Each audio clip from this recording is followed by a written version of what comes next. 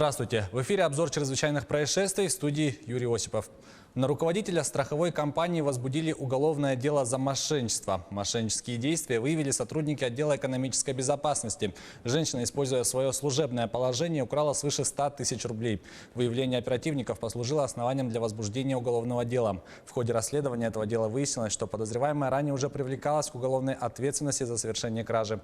Обстоятельства и детали данного преступления на данный момент выясняются. После вмешательства прокуратуры Амгинского района родителям вернули деньги, собранные на нужды лагеря. Прокуратура провела проверку по факту сбора денег у детей, посетивших летний стационарный спортивно-оздоровительный лагерь «Олимп» в 2019 году. Установлено, что у детей, посетивших в июле-августе этого года летний лагерь, для нужд лагеря собрали по 1000 рублей с каждого. Всего вышло 44 тысячи. Начальник лагеря сдал эти деньги в бухгалтерию Амгинской ДЮСШ. Впоследствии они были внесены на счет образовательного учреждения. В целях устранения выявленных нарушений прокуратура внесла в адрес главы Амгинского УЛУСа представление. По результатам рассмотрения акта прокурорского реагирования деньги были возвращены родителям в полном объеме. Руководитель Амгинской ДЮСШ привлечен к дисциплинарной ответственности в виде выговора. В Новом Уренгое сотрудники патрульно-постовой службы вывели из горящего дома более 70 жильцов. Сообщение о возгорании в подъезде одного из зданий поступило в дежурную часть около 5 часов утра. На место происшествия незамедлительно выехал полицейский наряд. В то время как пожарный расчет ликвидировал возгорание, полицейские организовали эвакуацию жильцов. Видимость из-за дыма была нулевая. Сотрудники полиции открыли эвакуационные выходы, поднялись на 9-й этаж и начали будить людей. В первую очередь они выводили женщин с детьми. Задымление было настолько сильным, что мы, напарники и я, друг друга за 2 метра не видели, только слышали.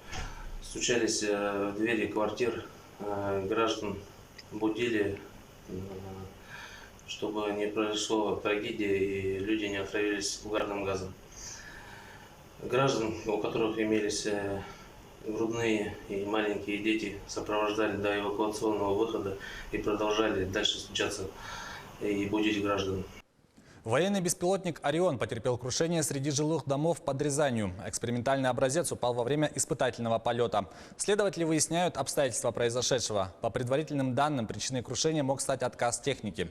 По информации главы Рязанского района Натальи Жуняевой, военный комплекс рухнул приблизительно в 70 метрах от многоквартирного жилого дома. Пострадавших нет. Авиационный комплекс «Орион» представляет собой средневысотные беспилотники с продолжительностью полета до 24 часов. Его максимальная скорость около 200 км в час. Следственный комитет продолжает расследование преступлений, связанных со строительством космодрома «Восточный».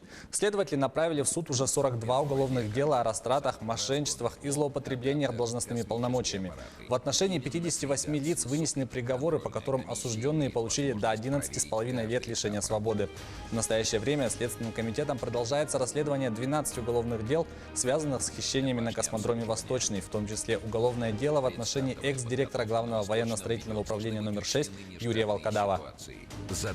Среди осужденных бывший начальник Дальспецстроя Юрий Хризман, главный бухгалтер предприятия Владимир Ашихмин, бывший заместитель начальника Главного управления специального строительства по территории Дальневосточного федерального округа Михаил Гельман, бывший глава спецстройтехнологии Александр Никитин. Уже на стадии следствия государству возмещен ущерб в размере более 1,5 миллиарда рублей.